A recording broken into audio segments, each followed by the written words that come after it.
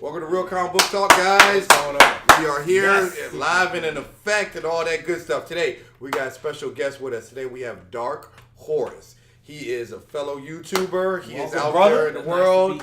He is here with us today so that we can talk comics and everything.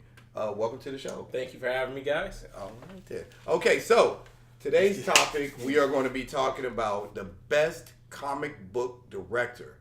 In our opinions, this is strictly an opinion thing right here. You guys can leave comments in the comments section. It's facts. It's facts. It's straight facts. No, see, sometimes it could be facts. Is what it is. It's straight facts. You know? Straight facts. For him. For me, it's strictly opinion. You know what I mean? Going straight on emotion. You know me, I'm never wrong, so. He's got a point. We'll see about that. We'll see about that. That means somebody should be having the same answer. It's not going to be me. I'm never the same as everybody else. But because we have a special guest with us, he is going to go last. That's how we do things at Real Comic Book Talk and everything. Right. So he can, you know, take in all the information and everything else. And if he wants to do any rebuttals or whatever it is, you know how we do. We just scream out stuff as we go. I'm gonna start this off. My best comic book director in the wonderful world of comic book movies, the director, Sam Raimi. I know, I'm taking it back to Spider-Man 2, and Spider-Man 3. Yeah, I was about to say. I know it gets controversial and everything as that. Spider-Man, don't ever forget that's about Spider-Man. That's like having a great season and then stinking up the Super Bowl. That's like going like, remember this? Remember this? Everybody, I can't help it if this director gave everybody great moments. This director did a great job, and even in his worst time was great moments. Okay, that wasn't memorable for the right thing. It's all about mailing it in. He's like, I got the check already. It's done. I've already been paid. The check's been cleared. Just throw something together. When it comes to comic book movies, most memorable and for me and rewatchable, this is how I came up with my idea of my best director. He had some of the best movies out there, comic book movies. He had the most memorable comic book movies and the most directorial comic book movies, and rewatchability on those is high for me. That is, and I'm not a person who likes to rewatch stuff. So, but what about the Dark Knight trilogy? That is rewatchable and everything like that. And as far as just great movie as a whole, Spider-Man, the first 3 Spider-Men were great. Whoa. Cut the shit. That's stretching. Hold on. I just said you said the first 2. The third one? First 2 were great. Okay. Second one was out there. All right. It was out there. He does. We have questions? Why do we have questions? Because I have a question. Accept my answer. No, I won't. I refuse. You know that I'm not going to just accept your answer. Okay. Number 1, he's not better than Chris Nolan for the Dark Knight trilogy. That's your opinion. No, it's a fact. It's not a fact. I don't know. It's no fact. There is no fact. Nolan does a great job, right?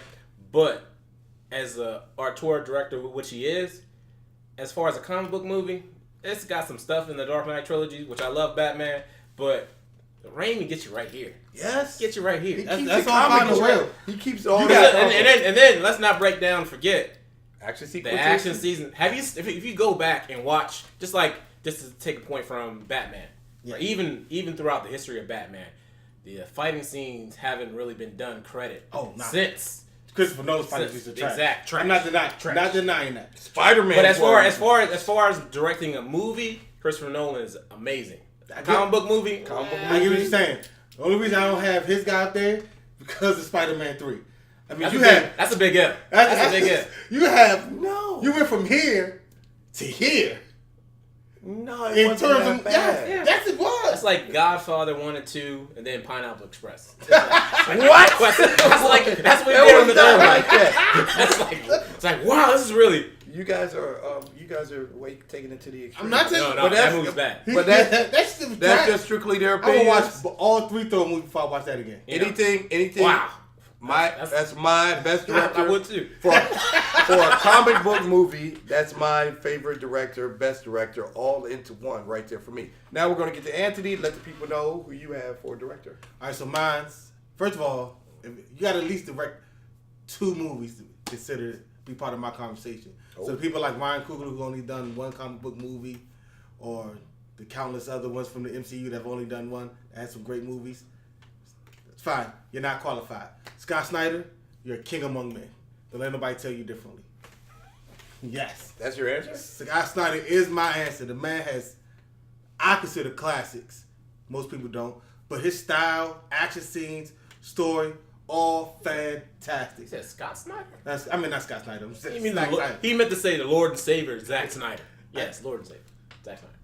It's a Snyder. That's all that matters. And both were specific. I was like, what? All right, let me start over. Zack Snyder. Zack Snyder is the king among men. Yeah. His action sequences are on point. Like some of the best ever. Visuals, outstanding. The slow walk, the CGI, the slow motion joint. Okay. You see, like that Batman vs Superman, when this nigga Superman was just walking in the slow motion, flying in the wing, walked up to the Batmobile, threw the doors off. You know what time it is. Gosh, Then he always has like the best people to make the scores. It's ridiculous. Hans Zimmer. Oh my gosh! This is getting out of hand. You think that he had a big budget and he could. That doesn't fucking matter. Whoa! Waterworld had a big budget. No, he can afford it. I'm sorry that he had a big book. Is it his fault? But keep going. Is it his fault that the studio believes in him so much to give him that money? It is, because he does fantastic work. 300. Took it away. Best actors, some of the best action sequences I've seen though, in my life without no powers. They just got loose. What happened in Batman vs Superman and Justice League? Justice League was not here all the way. That cut the shit out. Can't count You that. can't. Family tragedy. We don't release the Snyder cut. I don't give a shit. His was finished. And they came back and rewrote it and reshot it. Because it wasn't that good, I guess. Nah, cut the shit. Cut the shit. It wasn't that good, I guess. That's bullshit. How often does that happen Justice in the world of Justice League by a lot. Sweden was Star Wars Rogue One was rewritten. The Star Wars that's coming out right now got rewritten and reshot. Did it? Yes, it has. Even Civil War was reshot. Did it? Yeah. So you got the shit. When the Soldiers was reshot, Thor Ragnarok got reshot. All these shows got reshot. I don't remember any of those. Had more remixes than P. Diddy. Okay, they were just chopping it up, putting it back together all over the place. Batman vs Superman, I will say it in the time is the movie that gets the least amount of respect. It does like that movie. Put your fucking hand down. That movie should be a classic. And over time, it will get the respect it deserves. Over time? History was... Why didn't it get the respect it deserves? A lot of times in life, certain things aren't appreciated until later.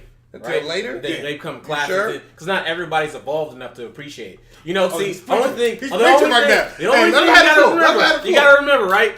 A lot of the formulaic Marvel stuff is pandered for children, right? No. Yes, it is. Yeah. It is. ABC is cut and dry. Ant-Man is nothing but Iron Man. It's the same exact movie. Hero builds a suit, technology gets stolen, fights a guy with the exact same suit, wins, yay, everybody hug and kiss. Tell like 4,000 jokes in the movie. But look. And it works. It does work, doesn't mean it's good. It was good. McDonald's works, take a burger, processed meat, throw it out. Doesn't mean it's great food. It works. He's preaching. It works. He's preaching out here. It doesn't mean it's great. Now, as far as the DCEU Snyder cut, it is right? Great food. Let's do you eat McDonald's? We're not talking about. Oh, that's what I thought. And as far as you know, it takes the depth. Like if you look at certain things that the genre wasn't ready for, like look at Watchmen. Watchmen would have done a lot better if it came out now than it did back then. Yes. Look at the movies that it was compared to. Look at Watchmen. No. Look at Watchmen here. They were like 6-7 years ago. Yeah. Look at Watchmen here. No, it was longer than that. Like one was a classic Marvel movie like back in the day. Blade, first two Blade movies, same thing, Sam Raimi kind of thing.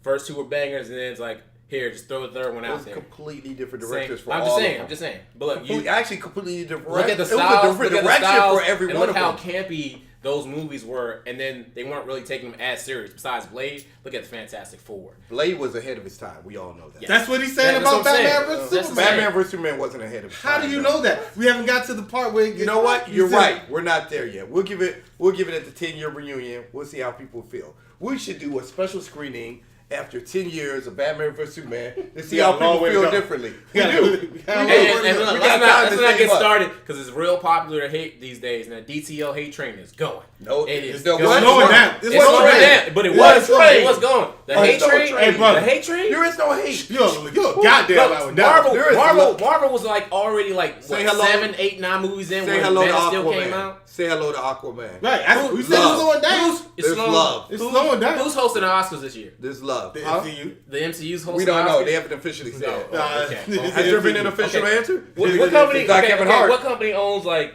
everything right now, monopolizing everything? Disney. Who just bought a whole company with superheroes?